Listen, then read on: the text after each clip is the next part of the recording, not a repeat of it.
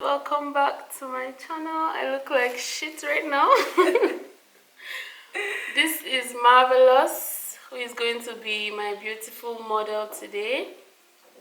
And we're just going to be beating her face whilst we just talk about some... That sounds really aggressive. Beating is a term that... I know, but like it sounds aggressive. So let's use the word glam instead. We're going to be glamming her face. Okay. Whilst we talk about some topics. So you won't see me for the most part, but I'll be here in the background. Alright.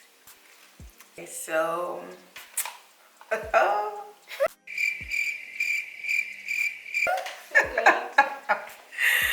I know I'm too much. In real life, I don't have this personality, right? You do, I think. I do? Yes. Because, like, a lot of persons say I appear to be very calm and quiet. But I don't think I am, though. Anyway, so, yes, just as this is said, my name is Marvellous John. I'm Nigerian. I don't think my age is necessary, so... And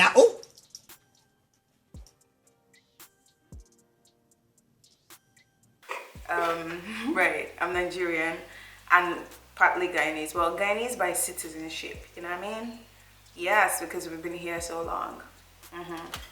And what else? Oh, I'm about to start my own YouTube channel as well. I think that's about it.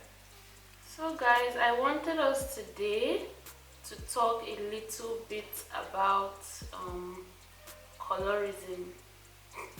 I know it's a very vague topic, but it's because of what has been going on lately on social media. I've been seeing a lot of people being called out because they, you know, for basically just looking down on lesser skin colors and different things like that. There are many people who grew up in different environments that were not predominantly the type of skin color that they had, and so they tend to look down on other people. So we'll just be talking briefly about that. So tell us your thoughts on mainly black girls not loving themselves enough because of what's portrayed in the media, like in terms of colorism. Well, for me, it's better. Okay, to be honest, yeah, my views so far, I've been away from social media for a while, so I won't say like I know what has been going on. But I think this whole colorism thingy started like a long time ago.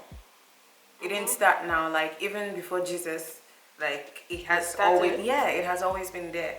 So, like I was saying, that this whole colorism thing or racism thing, if we're to say, did not start now. It's been there even before, like even since the time of Jesus, right? So I believe it's just something that has been passed on over generations upon generations. And I didn't do history in school, so I wouldn't say that I know so much about this whole colorism thing. But based on my understanding of how these things work, I believe that, so let's say if you grow up in a family where your parents are like, when you see a white man, run or don't say hello. Obviously, that's the mentality. It happens. I'm just saying, right? It does happen because I've seen it. Like I've heard some families whereby they're like, don't bring a white man to this house, you know? Don't, as a spouse, yeah, they're like, don't bring a white man to this house as a spouse because that. I've heard, you know, I have, you know, not siblings, cousins who don't relate well with people of color. Well, not people of color, the white, yeah, of a different race. So they have this mindset whereby they're like, you have to marry a Nigerian, even aunties and stuff like that. So I believe it's a thing of background and how you were brought up. I know that there are talk shows on TED Talk where they have motivational speeches that should encourage black people, or that should encourage people as a whole. So if people really want to understand that, I believe like they could just, do their own research and know for themselves, not based off of how others treat other people or what they hear. I don't know if that makes sense, but like that's it. I feel like colorism stems from the media. I mean, it's probably existed long before we had media outlets and stuff. I don't know for sure. But there's certain. Calm down. The lights, I know they're hot. Colorism has probably existed a long time before that, but I feel like the media is something that has played a significant role in making us see what is beautiful, what is acceptable, what is not beautiful, what is not acceptable, the norm, etc. So black girls today, they, back then, especially if you grew up in an environment where your color wasn't really appreciated or your color wasn't the predominant color, you'd feel down about yourself because beauty was fair skin, pointed nose, as opposed to everything that we are doing now in terms of loving our skin and embracing our melanin and etc. Right. But back then it wasn't like this because that's not what the media portrayed as beauty. Straight hair was beautiful, not kinky, curlier textures. And I just feel like that's something that contributed a lot in people not loving themselves enough as black girls. For me, I mean, I agree to disagree. Because, okay, I remember growing up, right? My mom wanted me to be black by all means because she appreciated the dark skin so much. I mean, I was dark skinned growing up, right? But eventually, as I became a woman, obviously hormones and everything would, and the weather in the place that you are in, we eventually bring out your real color. So for me, I think I grew into this complexion because my mom is actually really light skinned. So growing up now, she's like, if to say you black, you for fine. So she's like, you're beautiful, oh, but this, I mean, not to, I don't think she meant any harm, with what she said, you understand? So I felt that she just she appreciates the dark-skinned people very much. Because in her time, obviously, my mom is in her early, she's in, That's English. a little bit. She's in her late 50s rather. And she would tell me stories or she would tell myself and my brother stories in her time, black people were appreciated so much and all. It's different from what I hear now because I feel as though social media, okay, this is how it is, this is my belief. So one of the reasons I stepped out of social media, I laid low from social media for a while, was because I felt as though that I was the one who was comparing myself with, because I don't think it's the media that's doing anything. Bringing it back to what you were saying initially, where the social media portrays this. It doesn't even have to be social media, all forms of media, movies. Who is the love interest? Is it the fair-skinned lady or the dark-skinned lady? Music videos. Right. Who is the love interest? I don't know. That's where I was coming from. Okay. Well, okay, that makes sense. Because if it comes to social media, magazines, who's right, on the cover. That's right. But though I feel it's a lot better now than it used to be. Yes, it is. That's why a lot of people fight now for inclusivity. They want to see other skin tones. Yeah. People that look like them. And thank God for the likes of Jackie, because she's all about women of color, Because that's where I was coming from in terms of little girls not loving themselves enough. And I was following on Twitter, I was following some talks about colorism and stuff. These were from girls from the UK, and why they didn't used to love themselves back then. That's because they said as of back then, people didn't people insulted black skin girls and preferred the fairer skin girls. And I'm sure that had to come from a place of what is the acceptable standard of beauty in terms of where they are from.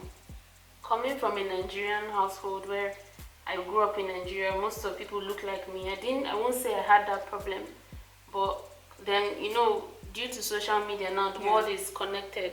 So you get to experience things that is not just your home and your environment. And then also you start to see that, people will simply not, vouch for you or subscribe to you or support you because of your skin color, things like that. And it also, stems also from kind of racism many years ago. Right. Because, before anything, there has to be a foundation to something. So it has started, the ancestors have passed it on generations and generations. They've carried it on, people in power have carried it on, and they've, portrayed that to the rest of the world, obviously. And then that's why they would take it. Some people are just animals, to be honest. Because I know, I did hear of cases in Ukraine. Of what? Of cases in Ukraine, like how people can be so racial. Yeah, towards blacks from time have been going through the whole racism, this racism, that. So it's really not today. I don't know what particular state or whatever province in that side that probably had pushed a black person in a moving train. Like they just in the railway, like they just pushed the person in there. And the person was just on the train minding their business. Yeah, he was standing, probably waiting to go to school or to work or something. When I heard this, I felt terrible. I was like, is this how? I was like, is this really how it is? Ever since the unfortunate events of racism and slavery and all of that, black people have had to fight to come back to be treated with basic human rights, which is what a lot of people still try to advocate for and fight for and all of that. So I feel like, colorism stems from a society that once thrived on oppressing people of a certain skin color, and all of a sudden we're trying to empower black women. We have things like melanin popping, black girl slaying, and all these things that we say now just because we have to reinforce and tell people that are growing up now that, hey, it's okay to love your skin. You are beautiful the way you are. You don't need, to feel down about yourself. And I know not everyone grew up in societies or environments where they felt less than, but there are people who did and still struggle to love their features and love themselves. So with that, I feel like, if they're in an environment whereby, because some persons, irrespective of what people say to them, it won't change anything. They won't still accept that they love themselves? Yeah, or they won't accept that they are beautiful. I know of someone whom, I had to constantly tell her, oh, you're so beautiful, blah, blah, blah. But still, it never changed anything. So, at some point, it gets to a time where you have to actually do inner, search. And yes, understand yourself, discover yourself, then learn and understand what self-love is in a healthy way. Not in a way that would turn into something else, but in a very healthy way. And I feel like that way you'll be able to appreciate yourself, because fact of the matter is, no matter how much someone tell you you're beautiful, it's what you believe that, you would end up sticking with. And you don't, it's healthier when you know that you are. It's healthier when you know that you know this for yourself. You understand? Because that way, it's not like you're seeking external validation. You're waiting for someone else to tell you that you're beautiful before you believe that you are beautiful. You know. So in the end, it just depends on the human being. And it's better to start, because even the Bible says, train up a child in the way he should go. And I know some persons may be like, oh, that's not the term the Bible was trying to explain. But fact of the matter is, you can put the word of God in a lot of instances, you know, and this is one of them. So if you train this child from a very young age, you see the thing. I don't know if you've ever come across a video of The Rock talking to his child, his daughter. I don't think he encourages her and stuff, right? Yeah, Dwayne Johnson tells her she's beautiful, you know, and all of this kind of thing. It starts from small. So, you know, once you building yourself that in that way, you know that Dada has always told me I am beautiful. So if I get to a certain age, it doesn't matter what anybody tells me, like I just know that I am beautiful, because you've been brought in that environment of this edification, positive talks and all of that. So yeah. Yep.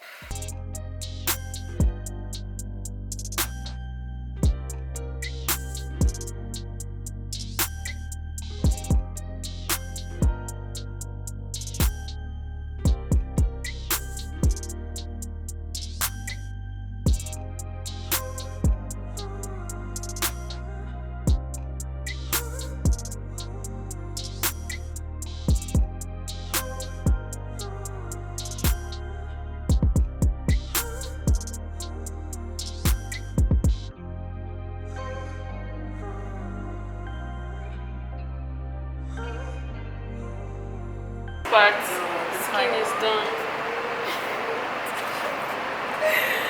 Yo, I'm feeling good. I'm feeling so nice. Oh my gosh. This blush is giving me life. I'm really brushing it like okay, good chicken.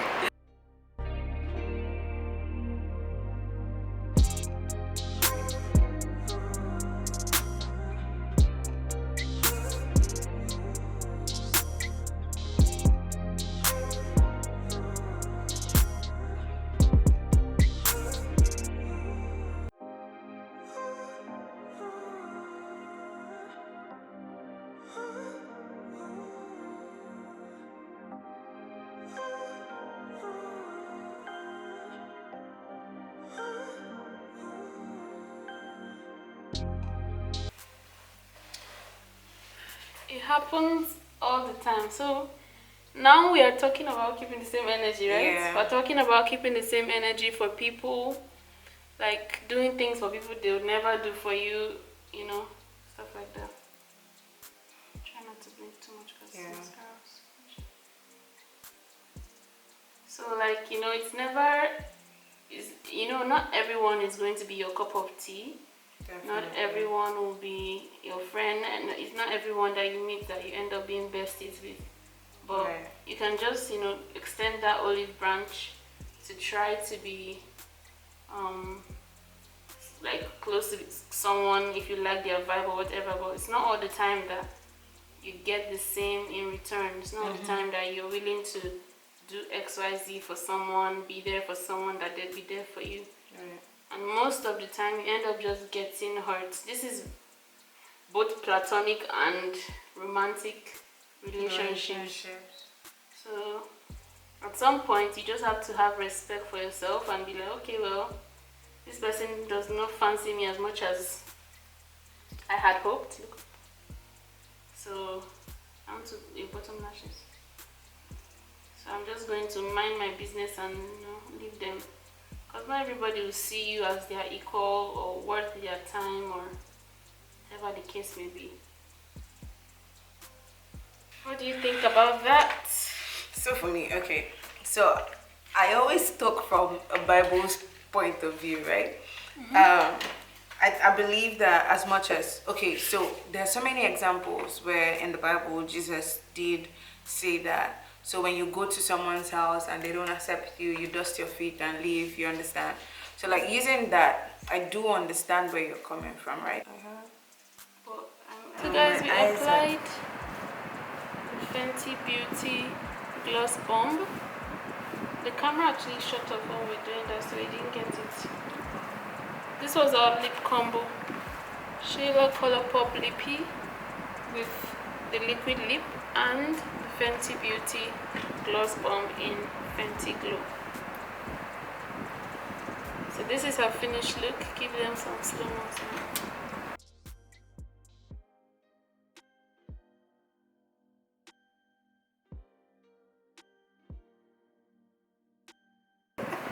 Thanks guys for hanging out with us. Thank you. Whilst we did, our makeup and chatted. I hope you enjoyed this video. Make sure to subscribe. Give it a thumbs up. Give it a thumbs up, share. Yep. She has a channel as well, which I'll link down below. Yeah, so bye guys.